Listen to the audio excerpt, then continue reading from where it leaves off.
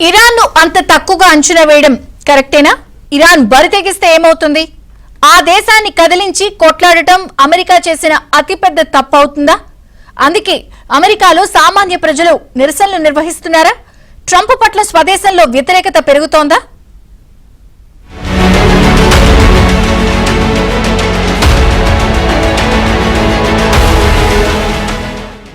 ఐదేళ్ల క్రితం ఇరాన్ పై అమెరికా దాడులు చేసింది.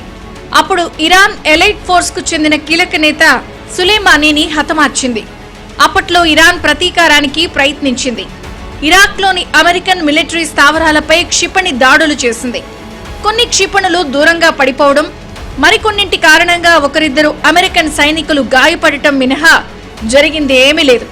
ఇరాన్ సుప్రీం లీడర్ ఆదేశాల మేరకు కొందరు అమెరికన్ అధికారులపై హత్యాయత్నం జరిగింది. అందులో అమెరికా మాజీ విదేశాంగ మంత్రి మైక్ పాంపియో, జాతీయ భద్రతా సలహాదారు జాన్ బోల్డన్ కూడా ఉన్నారని ఆ దేశం చెప్తూ ఉంటుంది.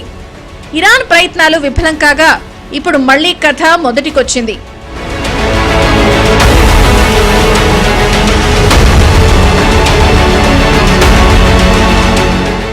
ప్రస్తుతం ఇరాన్ అణు కేంద్రాలపై అమెరికా దాడులతో కొత్త కోణం ఆవిష్కృతమైంది. అప్పట్లో ఇరాన్ నేత కాసిం సులేమానీ హత్యను కలిపి ప్రస్తుత దాడులకు కూడా పగ తీర్చుకునే ప్రయత్నం జరుగుతుందని అమెరికా వ్యూహకర్తలు అనుమానిస్తున్నారు. పశ్చిమాసియా, ఐరోపా, అమెరికా దేశాల్లో సైతం ఇరాన్ కొంతమందిని, కొన్ని ప్రాంతాలను లక్ష్యంగా చేసుకునే వీలుంది. ఇరాన్ అణు కేంద్రాలు ఘోరంగా దెబ్బతిన్న నేపథ్యంలో ఆ దేశం ప్రతీకార వాంఛతో రగిలిపోతుందని ఇంటెలిజెన్స్ నివేదికలు చెబుతున్నాయి. నేరుగా అమెరికాతో యుద్ధం చేయలేని పరిస్థితి వస్తే ఇరాన్ ప్రస్తుతం ప్లాన్ బిని అమలు చేసే అవకాశం ఉంది.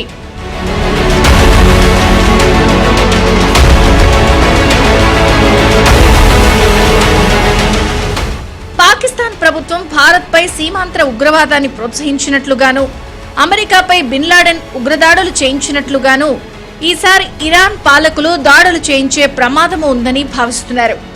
ఆయా దేశాల్లో ఉన్న ఇరాన్ సానుభూతి పరులతో దాడులు చేస్తే ఆఖరి నిమిషం వరకు వారిని కనిపెట్టి అడ్డుకోవడం కూడా కష్టమవుతుంది.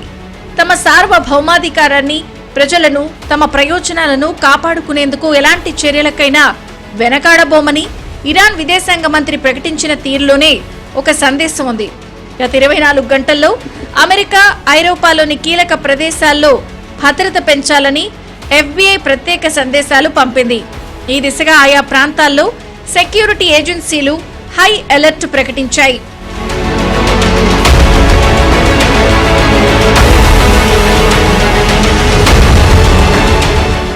ఇరాన్ వైపు నుంచి ఎటువంటి ప్రమాదం పొంచి ఉందోనని అమెరికాను ప్రజలు భయపడుతున్నారు. అందుకే తమ ప్రభుత్వం జరుపుతున్న దాడులపై అమెరికాలో తీవ్ర వ్యతిరేకత వ్యక్తమవుతోంది. న్యూయార్క్ లో పెద్ద సంఖ్యలో ప్రజలు రోడ్ల మీదకొచ్చి నిరసనలు నిర్వహిస్తున్నారు. ఆపరేషన్ మిడ్ నైట్ హ్యూమర్ పేరుతో ఇరాన్లోని ఫోర్డో, ఇస్ఫహాన్, నతాంజ్ అణు కేంద్రాలపై అమెరికా దాడులు నిర్వహించింది. ఈ దాడులకు వ్యతిరేకంగా అమెరికాలో ప్రజలు భారీ సంఖ్యలో రోడ్లపైకొచ్చారు. దీంతో అమెరికా వ్యాప్తంగా అనేక నగరాల్లో హై అలర్ట్ ప్రకటించారు.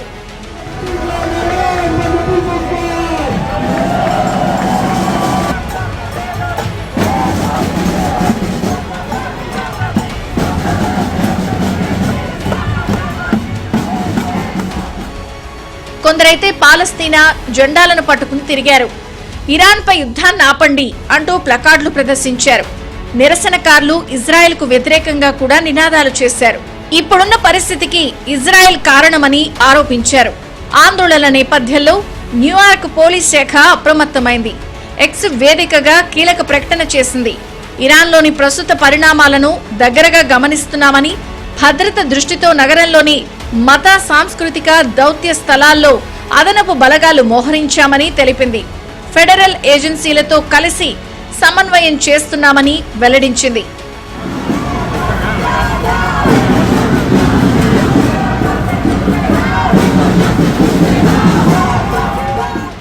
ఏదేమైనా అమెరికా ప్రభుత్వం అదనపు జాగ్రత్తలు తీసుకోవాల్సిన అనివార్యత మాత్రం ఉంది.